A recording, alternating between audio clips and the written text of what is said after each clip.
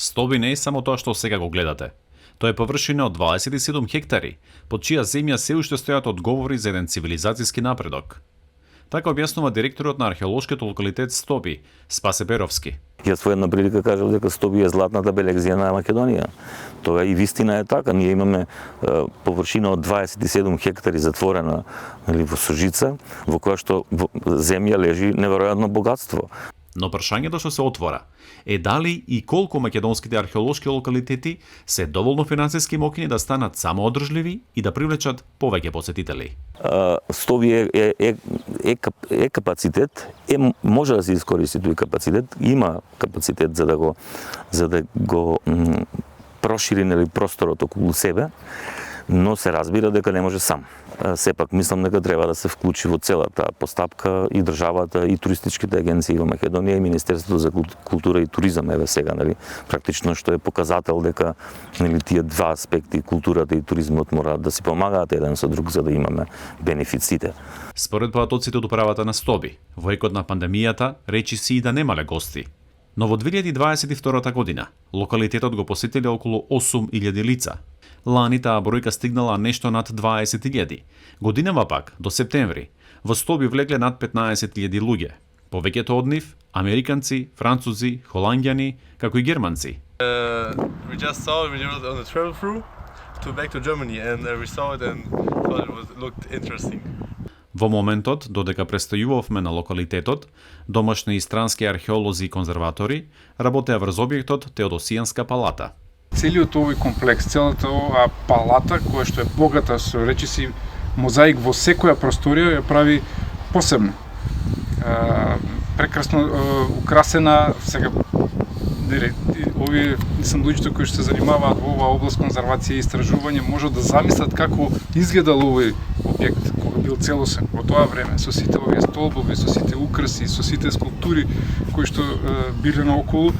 Овие лица се посветени да го истражат археолошкото наследство, но тоа што недостасува е нов стручен кадар. Доколку се следат сите конзерваторски нормативи и пракси, тогаш не е тешко, ни требаат нормално само финансии, ни треба поддршка и ни требаат, да бидам искрен, ни требаат луѓе. Мислам дека сме малку со кадар, малку послаби. Не зборувам само за установата, меѓутоа на државно ниво. Може да кажам дека сме малку слаби.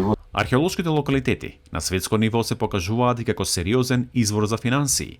Како пример, влезница во античкиот театар во Епидаурус, Грција, за возрастни лица чини 12 евра. Во ек на туристичка сезона, локалитетот го посетуваат по неколку илјади лица дневно. За споредба, влезницата во Стоби за возрастни лица е 3 евра. Најмногу посетители имало во мај годинава. Тогаш во локалитетот влегле околу 4000 лица. Најголем број од нив биле ученици и студенти. Цените за нив очекувано се значително пониски. Еве 2023 да ја земеме, ако сме имале таква бројка од 20.555 туристи, тоа значи дека во просек сме заработили негде околу 10.000 евра, што не се многу пари, тоа се стварно не се многу пари. Не се многу, ама за сиромашни како нас се и 10.000 евра доволно пари за да финансираме дополнително проекти во Стоби. Тие суми се далеко од доволни за самоодржливост. Не може да биде профитабилен локалитетот. Апсолутно, ниеден локалитет во светот, Помпеја земете, кај што има годишно милиони и милиони туристи, не може да биде профитабилна од тој само дел, затоа што трошоците се исто така големи. Според годишната програма на Министерството за култура, за тековните активности, содржување и истражување на локалитетот, државата за 2024 година одобрила речиси 60.000 евра.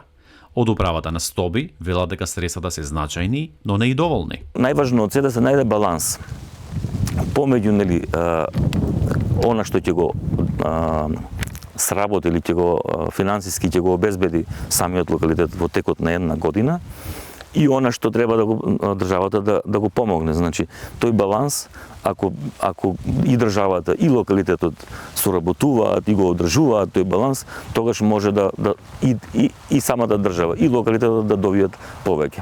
Сепак изворите за финансирање не се ограничени само на помошта од државата и од продажбата на билетите. Амбасадата на САД во периодот од 2010 до 2018 година за Стоби доделила грантови во висина од $162.500. Постојат и други фондови, но пристапот до тие средства зависи од вештината на управите во археолошките локалитети да конкурираат со солидни проекти. Имаме само минатата година 3 меѓународни гранта, од кои еден е од Каплан фондацијата од Америка, филантропска организација од Америка, која што финансира $300,000 за конзервација на Теодосијанска палата. Независно од предизвиците со финансирањето, обстојува и друг сериозен проблем. Тоа е слабиот интерес на македонските граѓани за домашното археолошко наследство. Така, во септември во Стоби имало 2497 посетители. Од нив, одвај 13% биле домашни.